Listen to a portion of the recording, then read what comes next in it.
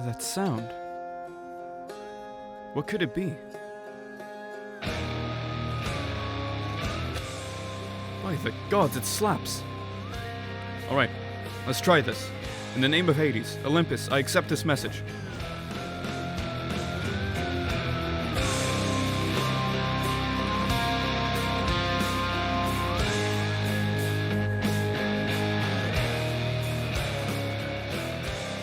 Let's talk about Hades.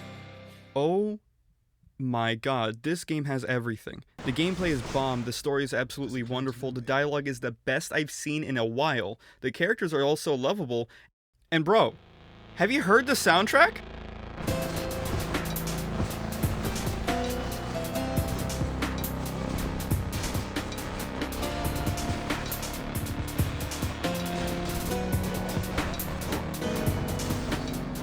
Every track slaps hard in E Honda, dude. All of them keep the same sound to an extent, but always they're able to surprise you and reel you in with their differences. It's all just so perfect. Supergiant is on a roll with their games, not just from the quality of story and gameplay, but also with their super good music. There's so much I can talk about, but I'm just gonna go over the little things in the Hades soundtrack that made it all the more magical to me.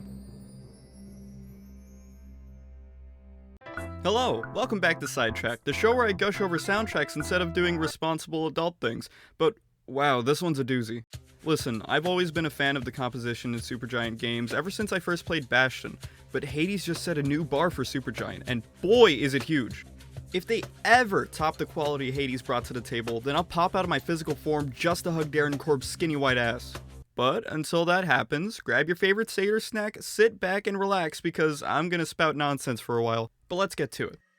I've said it before, but my favorite part of any soundtrack is the storytelling aspect of it. And sure, if a soundtrack slaps, then that's an automatic passing grade in my gradebook of jams. But if you're able to show me the story, the subtle character details, the things that you wouldn't notice at first listen, but after paying close attention you get chills down your spine because you realize something through the music, then that's what makes it all that special to me. Hades, as well as other Supergiant games of course, have these moments spread around their soundtracks and they only get better per game. One of these special moments has to do with two side characters, Orpheus and Eurydice. Warning, spoilers ahead for a good-ass game with good-ass plot lines for all their good-ass characters. I recommend you play the entirety of this game with your volume cranked all the way up before continuing. The extreme paraphrasing I'm about to do will 100% not do any of it justice. You've been warned. While playing the game, you're hit with banger after banger while fighting through Tartarus and the lava pits of Asphodel, until suddenly you happen upon some beautiful singing.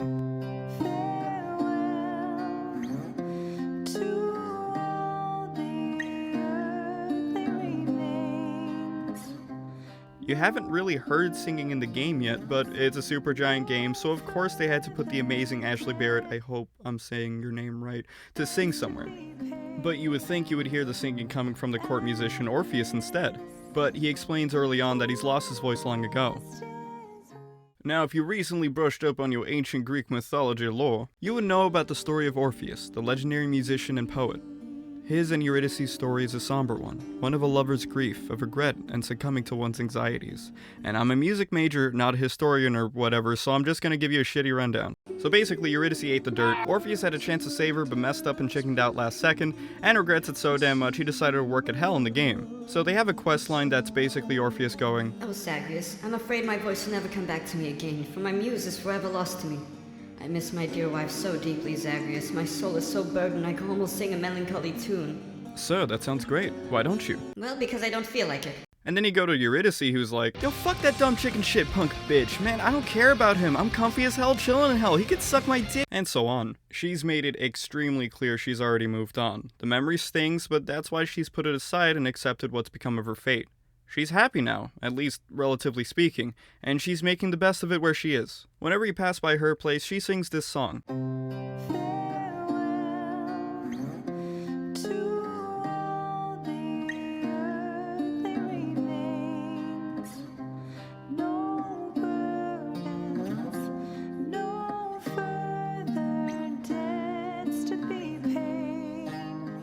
She's fine with being dead now. She has nothing to worry about.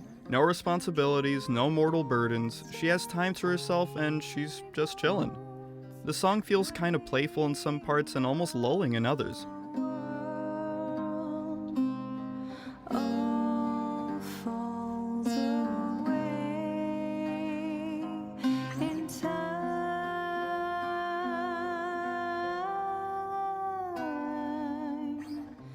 She's as optimistic as someone in her position can be, but, of course a song about the inevitability of death and the acceptance of it all has some somber undertones lyrically.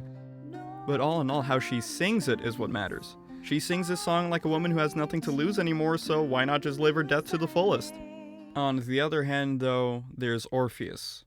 At some point after furthering their plot and your own, he's able to sing again, and wouldn't you know it, it's the same song.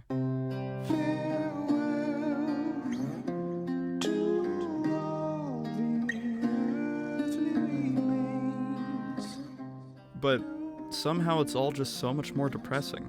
The whole tone of the song and even the meaning change as soon as he starts singing. What happened to this dreamy feeling song? Instead of someone being freed of their mortal burdens, this is now a song about someone saying goodbye to everything and everyone they love. Someone who will miss out on even the hardships of life. Orpheus sings this song like a man who just lost everything, who's reliving his mistakes in his mind over and over again, regretting it all, hoping that somehow he can be with his beloved wife once more. Take this one part of the song and listen to how both of them sing it. No hunger, no sleep except to dream, mild and warm, safe from harm,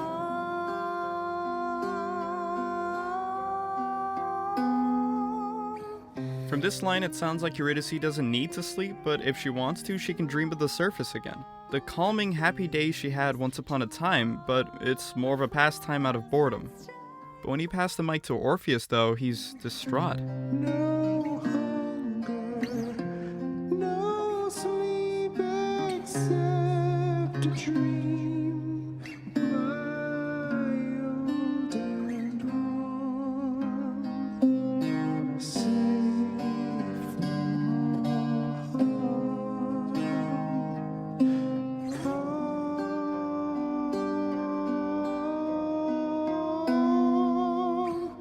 Dreaming sounds like an escape from everything, but even in his dreams, he's chased by his mistakes. Probably dreaming about Eurydice. Now it's time for music theory nerd shit! In case you're not at all fond of music theory or just don't know anything about it, I'll explain things really bare bones and try to brush through it all and explain in a more objective manner afterwards. So compositionally, it's so simple, but sometimes simple is the best way to do things. Without going too in depth, the baglama, this thing, is playing chords called triads, which are just 3-note chords. Eurydice sings the fifth of most, if not all, of the chords, the fifth being the most consonant interval, while Orpheus sings the third, which most of the time is minor, aka Big Sad. That's basically it, they're just singing different parts of the chords. Even though on paper it's literally the easiest sounding thing ever, Darren could have easily just made Orpheus sing the same part in unison that Eurydice sang, or vice versa, because they're singing the exact same song. But he didn't. I think the reason why is because deep down they really aren't singing the same song at all now, are they? Alone, they sing two different songs with two different meanings. Or at least two different parts to the same song. Both sing about death, or at least their life after death, but in the end, their perspectives differed entirely. The way they take it in and cope with it all is portrayed by their performance. The acceptance of death can be seen as freeing, but also extremely painful. Although you aren't pained by any physical ailments or by any deadlines or stress, you may still be pained emotionally by your loss and regrets. They're two sides of the same coin, and the fact that even though they're apart, they're still connected to each other musically is amazing from a storytelling perspective. It's such a small detail in the game that, to be honest, you can miss this entirely. But little sprinkles of these little magical moments are everywhere in the soundtrack, and hopefully when playing you might find at least one of them. At some point you're able to hear them sing the song together in perfect harmony. The angelic sounds Eurydice gave the song is complemented by the melancholic harmony Orpheus gives.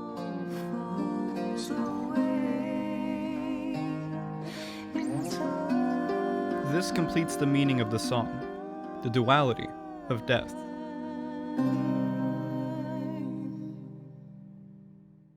So that was the main topic of the video, but just as a little side note, aren't the time signatures in this soundtrack just fucking crazy? I don't know if you're all just a bunch of disgusting music neckbeards like I unfortunately am, but in case you don't know, A time signature basically tells you how to keep in time, like 1, 2, 3, 4, 1, 2, 3, 4, and all that. This dude changes time every other song or even multiple times in the same song. There are a lot of songs where he does this, but I really like Scourge of the Furies, so listen to this.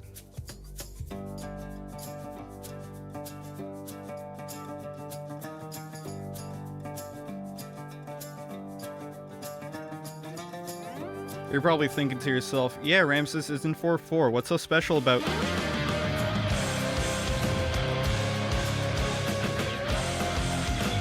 Oh!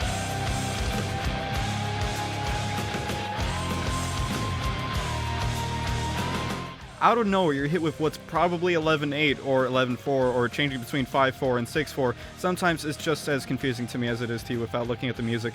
Just as a fucking flex. And then even later on you get this.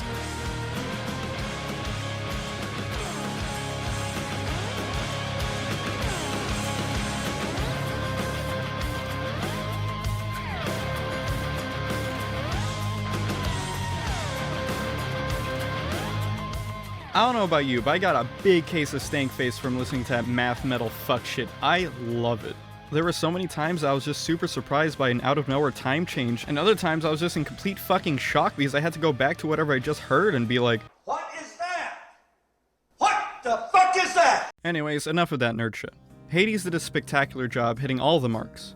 If you haven't had the chance to pick this up yet and you got yourself some spare time, do yourself a favor and get even more time because you're going to get addicted. Trust me, I didn't think I would either, but it pulls you in and doesn't let you go. Please, I've clocked in so much time, for the love of God. And if you are as deep in as I am and you haven't just sat down and listened to the soundtrack, then I 100% recommend it. It's on Spotify and YouTube. It's great, trust me. But thank you guys for watching. If you liked the video, then go ahead and like, comment, subscribe, etc. But go ahead and tell me about something you guys noticed in the soundtrack, and also tell me what your favorite weapon of choice is and how it should only be bow. Bow is the best choice, and no one can change my goddamn mind about it. But all in all, it was a ton of fun diving into this one, and of course, it was all for you, my good shades.